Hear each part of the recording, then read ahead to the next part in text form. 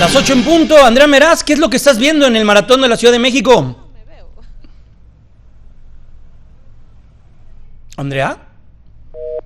Ay, ya se nos fue. No, se nos fue. Vamos a recuperar ahorita a Andrea Meraz. Vamos a seguir al tanto de lo que está ocurriendo en el Maratón de la Ciudad de México. Pero déjenme, le doy la bienvenida. Ya está aquí en la vía telefónica, hablando de lo que sucede en torno al tráfico de la capital de la República Mexicana.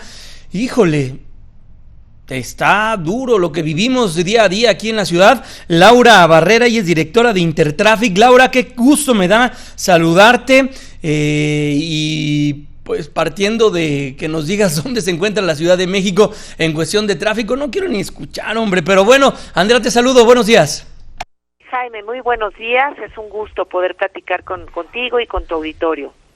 Pues mira, te cuento cómo se califica México en cuanto al tráfico, cuál es en qué lugar estamos, digamos, de ciudades del tráfico.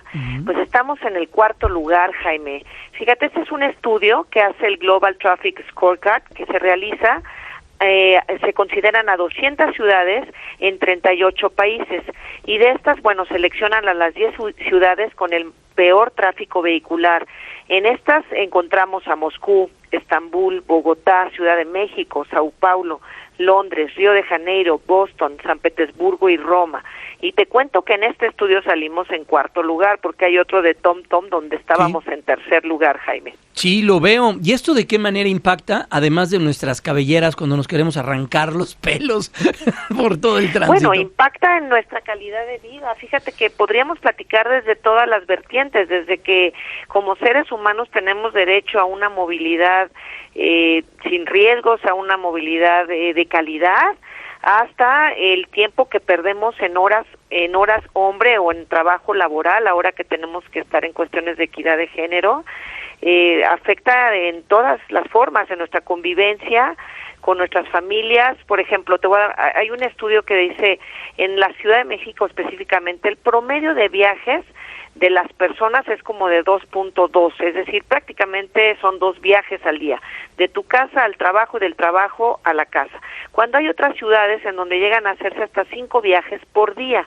Esto te habla de que tienen vida después del trabajo, pueden tomar clases de algo, pueden ir al cine, pueden hacer ejercicio, pueden incluso tener una actividad con los hijos. Realmente impacta en nuestra calidad de vida, Jaime. Qué interesante ese dato que acabas de dar, Laura. O sea, aquí sí, fíjate, por ejemplo, te conviertes en un esclavo de tu lugar donde llegas, porque ni siquiera te dan ganas de salir nuevamente a la calle. Exacto, fíjate que el promedio de transporte de la mayoría de las personas en la Ciudad de México es arriba de los 31 minutos y hasta las 2 horas de un solo traslado. Te voy a comentar, por ejemplo, hay una pieza clave en lo que son las ciudades inteligentes, y esto es la movilidad. La movilidad es una amenidad, incluso cuando seleccionas una vivienda.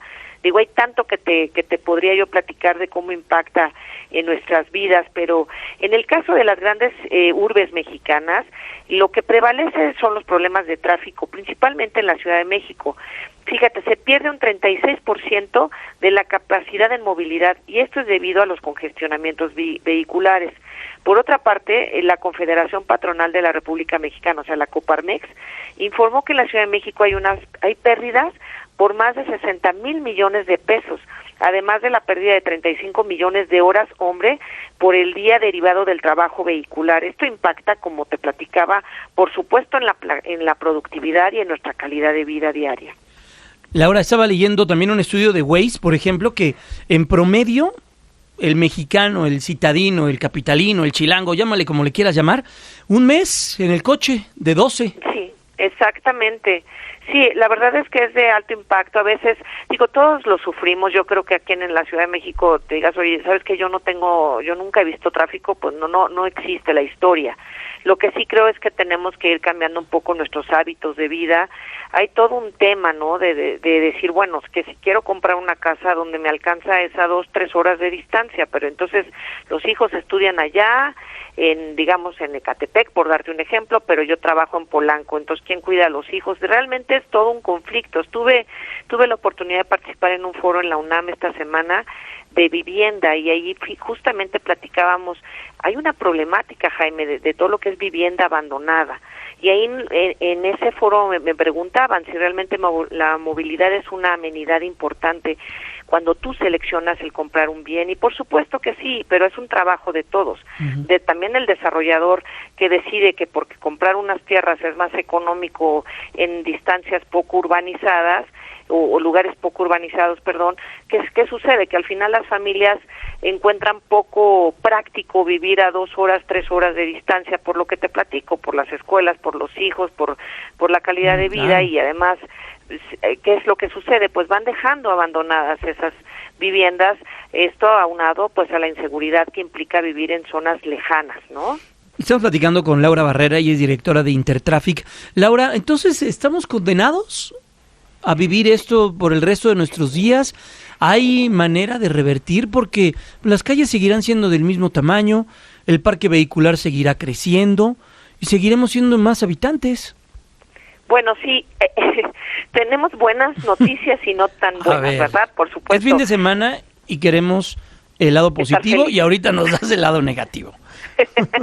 Bueno, lo que tenemos que pensar, y que ya mucho sucede en ciertas ciudades, por ejemplo en nuestro país, es que ya más del 80% de la población están viviendo en ciudades urbanizadas. Hay una cifra que decía que para 2050 en el mundo más del 70% de la población existente estará migrando a vivir a ciudades urbanizadas, lo que significa que la movilidad es un reto y que sí debería estar en las agendas de las políticas públicas de nuestros gobiernos.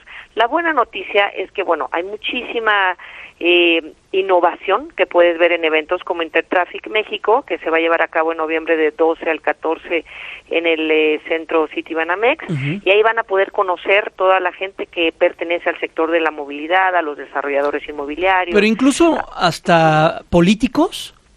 Por supuesto, hay toda una agenda de conferencias para todos los gobernantes, porque esa es también la idea, ¿no? Una cosa es la iniciativa privada y lo que quieran, es pero capacitarlos, ¿no, exacto. Jaime? Decir, a ver, primero creo que debo decir concientizarlos de que sí tiene que ser parte de tu gobierno, de tu plan de gobierno. O sea, la movilidad es importante a la escala que me digas. En México, te doy otra cifra, fíjate, los automovilistas tardan en la Ciudad de México 66% más en llegar a su destino en comparación del tiempo que les tomaría si lo consideras en línea recta, en metros lineales, o sea, en metros distancia, a una velocidad promedio que te gusta de entre 50 a 80 kilómetros por hora, hacen el 66% más por el caos vehicular. Esto es en un ejemplo en la Ciudad de México, pero mucha gente viene de Cuernavaca o viene de Toluca o viene de las pirámides a la Ciudad de México. Entonces nos salimos de las políticas de la Ciudad de México y nos vamos a la parte de interconexión estatal. ¿Qué pasa con caminos y puentes? Ellos participan con nosotros en este programa, y ahí también nos vamos a la seguridad vial. Una es el caos, cómo contamina, lo que ya hablamos de la calidad de vida. Otra es cómo nos conectan o cómo nos conectamos entre ciudades para poder llegar a las ciudades donde se encuentran la mayoría de los trabajos. En este caso, pues la parte más delicada en el caso de carreteras, pues son los accidentes viales. Entonces tocamos el tema de la protección de las políticas, también de seguridad vial, del estado de las carreteras, de la manutención. Y de ahí nos podemos ir a la problemática de ciertas ciudades, en donde podríamos hablar ya de muchos lugares en México donde no hay ni siquiera banquetas, donde no están pavimentados muchos de los caminos, donde no hay semaforización. Entonces, el tema de movilidad a nivel nacional es muy complejo porque abarcamos muchísimas variantes.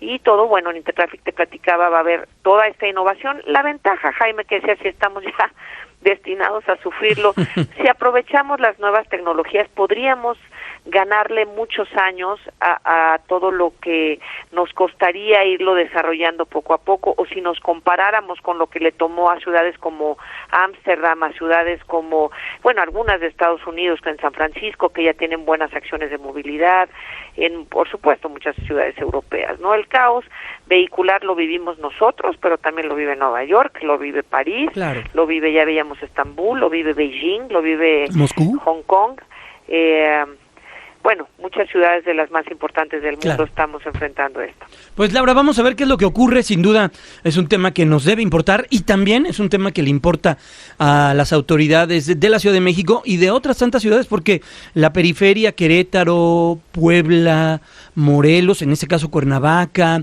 el propio Pachuca, Toluca, ciudades que están en la periferia, que tienen ese atractivo de estar cercanas a la Ciudad de México, pues también ya tienen un problema serio de explosión demográfica y también problema serio de tránsito. Así que no nada más es un tema que tenga que ver con la Ciudad de México, es en las grandes ciudades de este y otros países. Gracias, Laura, estaremos en contacto con ustedes. Fuerte abrazo. Gracias y los esperamos en Intertraffic México, Jaime. Será un gusto recibirlos. Por supuesto, Laura Barrera, directora de Intertraffic, esta mañana aquí con nosotros. Gracias, Laura. Muy buenos días. Hasta luego, buenos días.